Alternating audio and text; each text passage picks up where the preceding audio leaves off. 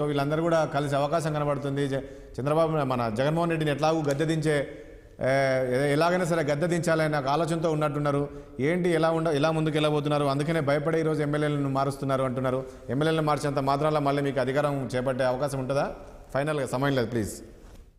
ముందుగా సోదరి జ్యోత్స్న గారు చేసినటువంటి మా ముఖ్యమంత్రి గారి మీద జ్యోత్స్న గారు చేసినటువంటి ఆరోపణకి నేను సమాధానం ఇవ్వాలండి. జగన్మోహన్ రెడ్డి గారికి మహిళల పట్ల ఎనలేని గౌరవం ఉన్నమాట వాస్తవం. ఆయన కారులతో పోల్చింది మహిళల్ని కాదు, కారులను మార్చేటటువంటి ఒక వ్యక్తిని, ఆ వ్యక్తిని గురించి ఆయన మాట్లాడాడు. తర్వాత చంద్రబాబు నాయుడు గారి యొక్క గతంగానే ఒకసారి తీసుకుంటే ఒక మహిళా ఎంఆర్ఓని జుట్టు పట్టుకొని ఇచ్చినటువంటి ఎమ్మెల్యేని సమర్థిస్తూ నువ్వు అక్కడికి ఎందుకు వెళ్ళావమ్మని చెప్పేసి ఆమెనే తిట్టినటువంటి పరిస్థితి అతనిది. అదే కాకుండా అధికారంలోకి వచ్చిన వెంటనే అధికార అహంకారంతో విశాఖపట్నంలో బీచ్ ఫెస్టివల్, బికినీ ఫెస్టివల్, మహిళలంటే వాళ్ళకి ఎంత గౌరవం ఉందో బికినీ ఫెస్టివల్ ప్రయత్నం చేస్తే మహిళా సంఘాలన్నీ కూడా అడ్డం వస్తే దాన్ని విరమించుకున్నటువంటి పరిస్థితి. మరి ఇంకొక నాయకుడు ఉన్నాడంటే ఏదైనా మహిళ కనపడితే ముద్దైనా పెట్టాలి, కడుపైనా చేయాలనేటటువంటి వాళ్ళ దగ్గర నుంచి సంస్కారం నేర్చుకోవాల్సినటువంటి పరిస్థితుల్లో జగన్మోహన్ రెడ్డి గారు లేరు. జ్యోత్స్న గారు తర్వాత అదే విధంగా బాలకృష్ణ గారి సొంత ఆఫీస్ నుంచి షర్మిల గారి మీద వస్తే ఆవిడ ఏకంగా వెళ్ళి తెలంగాణ ప్రభుత్వం దగ్గర మొరపెట్టుకొని కేసు పెట్టాల్సినటువంటి పరిస్థితి. అంత దయనీయమైనటువంటి పరిస్థితులు ఈ రోజుల్లో లేవు. ఈ గణాంకాలన్నీ కూడా తప్పుడు గణాంకాలే తప్ప ఎన్సీఆర్బి ఇచ్చినటువంటి గణాంకాలు కాదు అని చెప్పేసి నేను చెప్పదలుచుకున్నాను.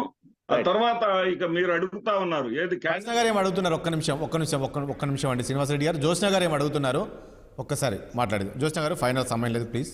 నేను ఒక్కటే అంటున్నానండి, ఇప్పుడు ఇన్ని ఆరోపణలు మా మీద చేశారు. అది మహిళా ఎంఆర్ఓకి సంబంధించినటువంటి అంశం మీద చాలా క్లియర్ గా అప్పుడు మేము with facts and figures with proofs అసలు ఏం జరిగింది అనేటువంటిది బయట పెట్టాము.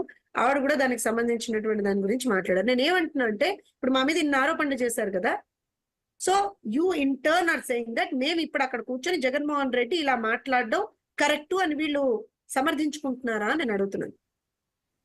ఇవాళ జగన్మోహన్ రెడ్డి గారు మాట్లాడింది కరెక్ట్ అని మీరు సమర్థిస్తున్నారా?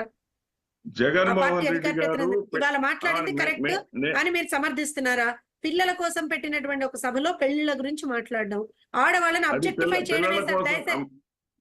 సార్ ఇవాళ కాకపోయినా ఇప్పటికి 3 సార్లు మీరు ఒక్కసారి రాజేష్ గారి దగ్గర కూడా విజువల్స్ ఉంటాయి, ఒకసారి దయచేసి వినండి sir. Not for the children, Vidyadeevena belongs to college students. College students వాళ్ళ ఇలా మాట్లాడొచ్చా? సభ్య సమాజంలో భారతీయ సంస్కృతిని కాపాడుకోవాల్సినటువంటి బాధ్యత ఉన్నది. పెళ్లిళ్ల వ్యవస్థను కాపాడుకోవాల్సిన బాధ్యత ఉన్నది. అదే చెప్పారు ముఖ్యమంత్రి గారు. పెళ్లిళ్ల వ్యవస్థను గౌరవించుకోవాల్సినటువంటి అవసరాన్ని. టైం లేదు, సరే టైం లేదండి జ్యోత్స్న గారు, టైం లేదు, చూద్దాం ప్లీజ్. రైట్.